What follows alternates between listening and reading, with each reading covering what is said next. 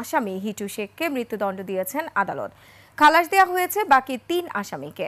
রায়ে অসন্তুষ্ট জানিয়েছেন শিশুটির মা আয়েশা খাতুন।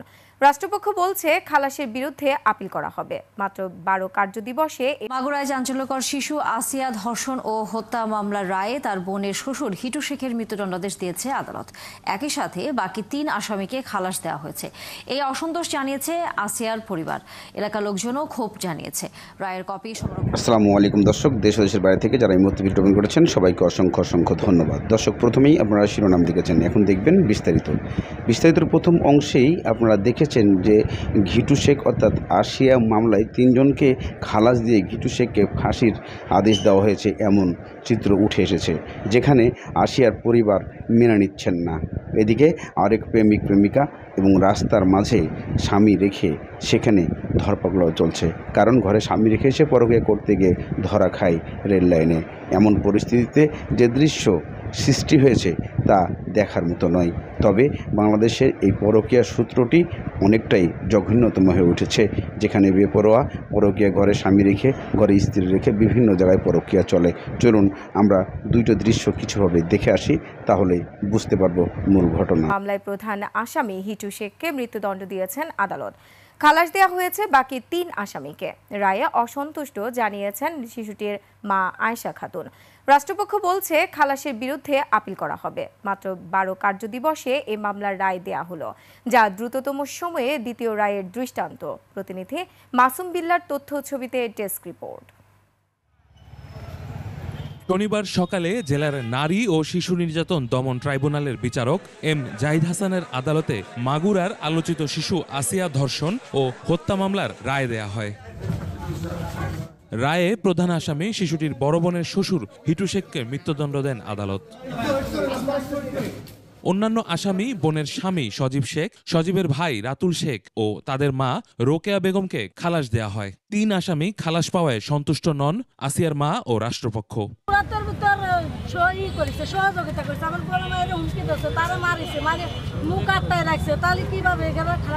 আমি হাইকোর্টের কাছে আবেদন করতেছি যাতে ওর শাস্তি হয়। যে আসামিদেরকে তিনি অ্যাকুইট বা খালাস করেছেন সেটি রায় পর্যালোচনা করে সংশ্লিষ্ট কর্তৃপক্ষের সাথে আলোচনার ভিত্তিতে তাদের ইনস্ট্রাকশনস অনুযায়ী পরবর্তী দ্রুততম সময়ের দ্বিতীয় রায়। প্রধান আসামিকে মৃত্যুদণ্ড দেয়ায় প্রসিকিউশনের দাবি অনুযায়ী, এভিডেন্স অন রেকর্ড অনুযায়ী রাষ্ট্রপক্ষ থেকে আমরা সেটাকে সন্তুষ্ট হয়েছে। এর আগে সকালে আসামিদের ঝিনাইদহ কারাগার থেকে আদালতে নেওয়া হয়। রায় ঘিরে আদালত চত্বরে নেওয়া হয় কড়া নিরাপত্তা। বড় বোনের বাড়িতে গিয়ে ধর্ষণের শিকার শিশুটিকে গত 6 মার্চ সকালে অচেতন অবস্থায় মাগুরার 250 শয্যা বিশিষ্ট হাসপাতালে নেওয়া হয়। 8 মার্চ শিশুটির মা মাগুরা সদর থানায় মামলা দায়ের করেন। 13 মার্চ ঢাকার সম্মিলিত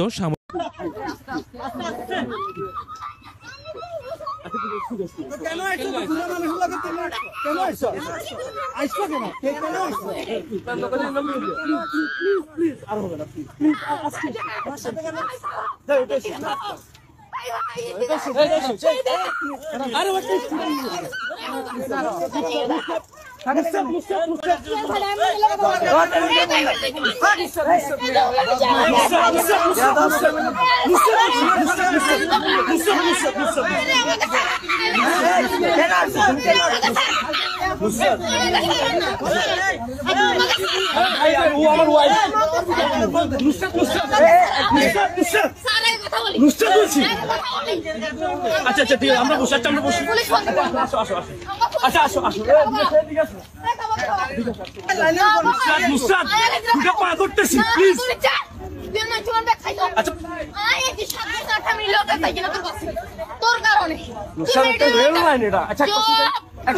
আমি কথা বলি, আমি এখানে কথা বলি, আমি তোর লোক সিক্রেটে যাবো না। পাবলিক প্লেসে তো সামনে না, প্লিজ দৌড়াচ্ছা, প্লিজ বলছি না, যাও আমি এখানে কথা বলছি না। কোথায় বসি না বলছি বসি না বসি না প্লিজ আচ্ছা আসো না আমরা তো খারাপ কিছু হয় না এখানে তোমার কাছে ফোন থাকবে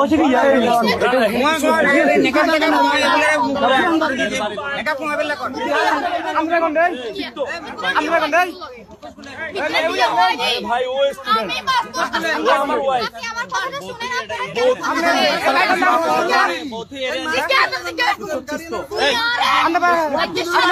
আচ্ছা বসি কথা বলছি তোমার বাড়ি কোথায়? বলো না একসাথে বসি না চলো না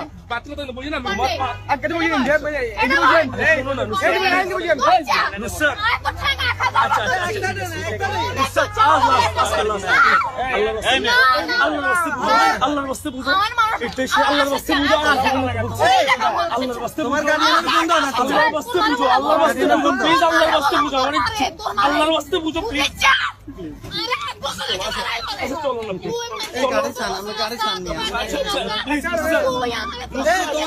বন্ধ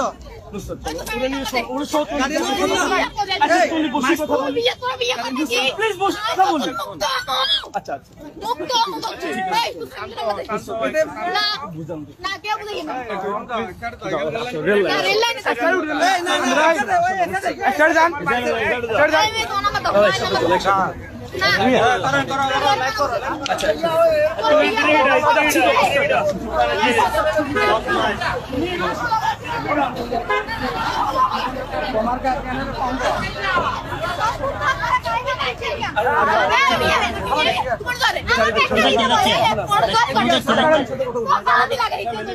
আর কেন লাগবে চলো না আমরা কথা বলি তুমি আমি ও কথা বলি কিসে ওর সাথে আমার সাথে কোনো সম্পর্ক আছে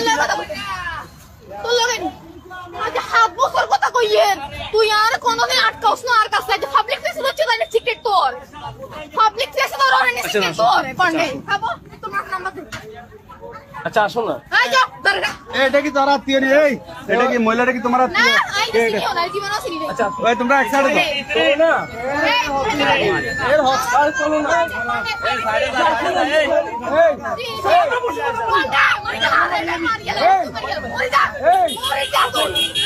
এদিকে দুইটা ভিডিও বিশ্লেষণ করে দেখা যায় যে বর্তমানে আশিয়ার মূল আসামি ফাঁসির যে ঘিটু শেখ তার আত্মীয় স্বজনরা এটা মামলার অবশ্যই যে ঘটনাগুলোর সূত্রগুলো তুলে ধরেছেন এবং তারা আপিল করবেন এমন মন্তব্য করেছেন। সরকারিভাবে সেটা বলা হয়েছে 12 কার্যদিবসের মধ্যেই করতে হবে। এদিকে বর্তমানে সেই হাজব্যান্ড এবং ওয়াইফ পরকেই ধরাকে তাদের শেষ মুহূর্তে কি হয়েছে এমন দৃশ্য যখন উঠে আসলো তখন সারা বিশ্ব এটাকে নিয়ে ছি ঘোষণা করছে। কারণ স্বামী তার স্ত্রীকে সঠিকভাবে সময় ব্যবহার করতে না পারায় তার স্ত্রী এমন পরকীয়ার ঘটনা ঘটায় এভাবে জানায়। এই প্রশ্নটাকে কতটুকু গুরুত্ব দিয়ে দেখছেন অবশ্যই আপনারা কমেন্টের মাধ্যমে জানাবেন। দর্শক আজকের মধ্যে এখানে শেষ করছি। ভালো থাকুন, সুস্থ থাকুন।